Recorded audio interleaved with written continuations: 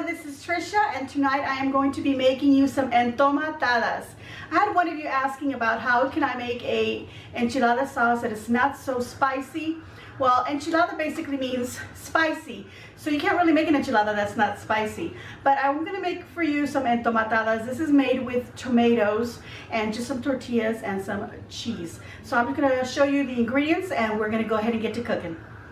Okay, so the main ingredient that we're going to be using for our entomatadas is going to be some corn tortillas. If you prefer to use flour tortillas, go right ahead. They'll just be just as yummy. But this is the traditional way that my mom has made entomatadas, with corn tortillas. We're going to be using some either diced or chopped tomatoes. Now, preferably get some fresh Roma tomatoes and chop them up really fine yourself. But I went ahead and I grabbed a can. This is a 28-ounce can. You could do a smaller can and make a smaller amount. I've got about half a chopped yellow onion right here. I've got some of this cacique queso fresco. This is a white crumbly cheese and it is very moist. So fresco means fresh. Queso is obviously means cheese, and I've already crumbled up about half of that into this little bowl here. Okay, I'm going to use some spice. I'm going to use basics, salt and pepper. I'm going to be using some garlic powder and a little bit of cumin. I may throw in some paprika. It's not really something that you would throw in there, but I might just do it for the heck of it. We're going to need some vegetable oil. If you prefer to use a corn oil, a canola, or maybe even an extra virgin olive oil, go right ahead and do that. Normally, you would do a pan for your sauce, another pan where you're going to lightly fry up the tortillas. I'm going to do it all in one pan because that's what I have here in front of me. I don't want to pull out a whole bunch of pans. And just going to get this started. Get this nice and hot first. And then we get some oil in there because the first thing I'm going to do is fry up my tortillas. Okay, so I've got myself a plate here with a couple of paper towels to soak up any excess oil from the tortillas. Now, we're not going to fry them very much. We're just going to fry them a little bit. It's going to be a light fry where it softens them up and makes them easy to roll up. So I've got my oil in here. I've just got enough oil to just barely cover at the bottom. Not very much. And I'm just going to put my tortilla right in there. You're going to want a spatula and a fork, or if you have a couple of spatulas, go ahead and do that. Just keep an eye on your oil. We're just going to put them in there lightly. And that's it. You're going to take it out, put it on your paper towel, and continue frying as many as you want. You could do probably maybe 20 of these entomatadas with this 28 ounce of tomatoes. And now let me point out that that onion that I chopped up was a large onion, and this is half of it, so this is a lot. So if you have a small onion or a medium onion, you can just go ahead and use the whole thing. Again, if you don't like onions, just leave it out. Don't leave these in there for too long. Now, once you know, how do you know when the oil is hot enough? Oops, that one's tearing up on me. I waited too long. You can dip one in. If you see little bubbles forming at the edge of the tortilla, then your oil is ready. We can still eat that one. It's no big deal. We're not going to discriminate against it. All right, let's turn this over. I usually like to have another tortilla ready, because normally what I do is I reach in with my tortilla to turn it, and that kind of helps to get some of that excess oil off. And there we go. Throw in my next tortilla in there. This one to the side.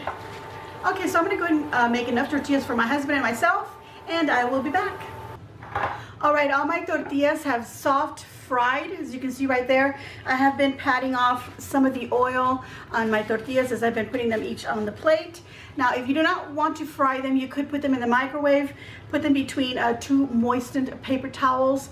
Just microwave them for 10 seconds at a time until they're nice and soft and warm, and they'll be ready to use. So now, I've also gone ahead and I've taken some of the oil out of the pan. I didn't need so much oil in there for my next process, but I left in there about a tablespoon of oil, just enough to make my tomato sauce, my salsa de tomate. So I've got here my onions, and I'm going to put those in there first, and I want to saute them first Let me turn this back on because I had turned it off. There we go. Get that going. And we're just going to saute them for a couple of minutes, just so they're a little bit translucent. Don't let them get burned.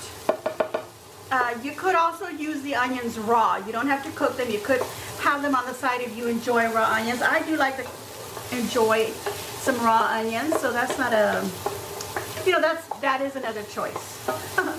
Okay, so let's go ahead and just saute these up.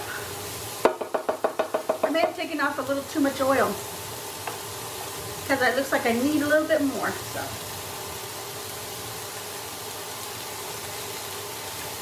All right, so I'm going to go ahead and add like maybe just a little half cup of oil in here. It looks like I didn't put enough. And I'm going to go ahead and season my onions with some salt just to help them sweat a little bit. You could cover this up and let them steam in there for a little while. So that's what I'm going to do. There we go. We'll be back. All right, I've let my onions sweat in here for a couple of minutes, and they look nice and translucent, a little bit brown. Okay, so now we're going to add our tomatoes, and I'm going to add this whole can of tomatoes in there, just like that. And we're going to season a little bit of salt. I like lots of pepper, so we're going to put lots of that in there. If you want to keep it simple, this is all you have to season it with, some salt and pepper. Right, but I'm going to add some powdered garlic. Both my husband and I enjoy the taste of garlic, so I'm going to add that in. And I'm going to add a dash of cumin because it is dinner time. If I was having these for breakfast, I'd probably just use the salt and the pepper and then create my entomatadas and then put some eggs over easy on top because this would be lovely for breakfast. And if you want to go all out, well, you could add some chopped serrano peppers in there if you want. All right, so we're going to let this cook. I'm going to turn it back up on high, get it nice and hot, get it all bubbly, and then I'm just going to use my spatula or my, let me push this a little bit further this way, or my spurtle here, my wooden spoon. And I'm going to start mashing it up a little bit. But first, let's get this hot into a little bit of a bubbly boil here. It's been a good hot minute and my tomato sauce has come to a bit of a boil here. So I'm just going to go ahead and start mashing this up. You also want to go ahead and give your tomato sauce a little taste here and add any seasonings that you feel it might need. Like I said, if you're going to have this for breakfast, just a little bit of salt and pepper, so you can have that fresh tomato taste. I'm adding a tiny bit of paprika because, like I said, this is going to be our dinner, so I want it to be a little bit hearty. It is not a traditional thing to add in there, but I'm adding it in there. So you can just skip right over that. Okay, so now I'm just going in here and just mashing up my tomatoes. Yes, you could put this in a blender. You could cook up some tomatoes first, boil them, or roast them in the oven or in a skillet and then put them in a blender. That would be delicious if you want to do it the traditional way. Otherwise, this will work just fine. And I'm not mashing them up completely. I'm just mashing them up a little bit just to get my sauce thickened up in there. That liquid that was already in there, I just want to thicken it up just a little bit. Okay, this is now hot. And I think it is fine just the way it is. So I'm going to go ahead and turn this off. And we're going to go ahead and build our entomatadas. All right, let's go ahead and start building our entomatadas. We're going to take a tortilla, put it into our tomato sauce and just douse it up. Get it wet in there. Just like that. Put it on our plate. And then we're going to get some of this queso fresco. Set some right in the middle, and then you're just going to roll these up and just gently place them on another plate to serve it. I'll take another one.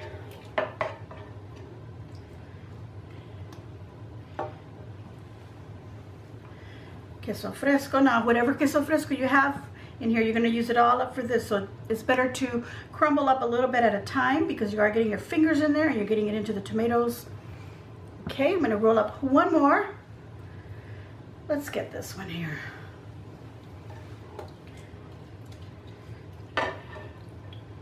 Okay, right there. And just gently roll it because this tortilla is about to give up on me. All right, there we go. And those are 3 rolled up entomatadas. So now what we want to do is we want to take more of this tomato sauce and pour on top and just bathe them with all that yummy tomato, just like that. And then what you could do is you could top it off with some more of this queso fresco.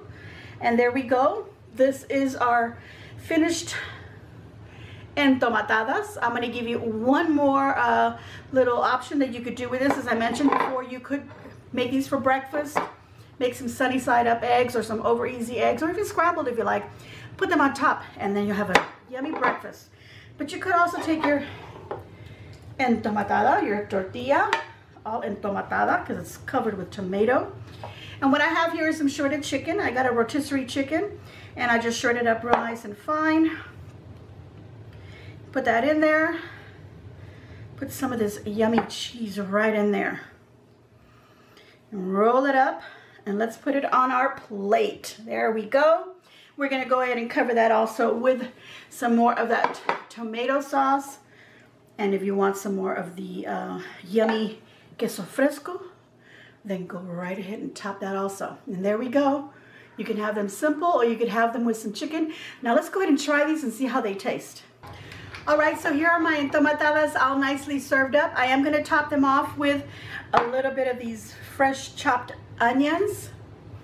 And I also want to top it off with some of my salsa, some hot salsa. It's up to you if you want to do that. Tabasco sauce would be awesome on here. And I'm also going to top it off with some sour cream. So let's put a dollop here, there, and there. A little more right here. Okay, so that is my plate. As you can see, that looks so good. Let's try these out. Let's try the ones without the chicken because that's really and truly what an entomatada is. I'm going to pick up some of this sour cream here. Right onto this little bite. Mm-hmm. Delicious. Mm-hmm. I'm going to give myself a big old thumbs up. I hope you give me a thumbs up. I hope you enjoyed my recipe for entomatadas. This is the way I served them up for myself. Let me show you the plate that I have served up for my husband. I made his all chicken with rice and some beans on the side. So this makes a really good and hearty meal versus having them for breakfast or brunch. Here we go. Or even as a snack. Anyway, I hope you enjoyed my recipe and that you will try it out and that you will enjoy it. So leave a nice comment down below. Let me know if you have tried entomatadas. How have you been making yours? Or if you like another recipe idea, I do want to make those mini enchiladas that I showed you last time when I made the Mexican rice. Forgive me, it has been raining a lot. The streets are flooded a little bit. And just waiting for that to go down before I really head off and get some good amount of groceries. Okay, so that was that. Leave a nice comment down below. Subscribe if you haven't already done so. And thank you to everyone who has already subscribed. Make sure you also share on your social medias, and thank you all very much and enjoy.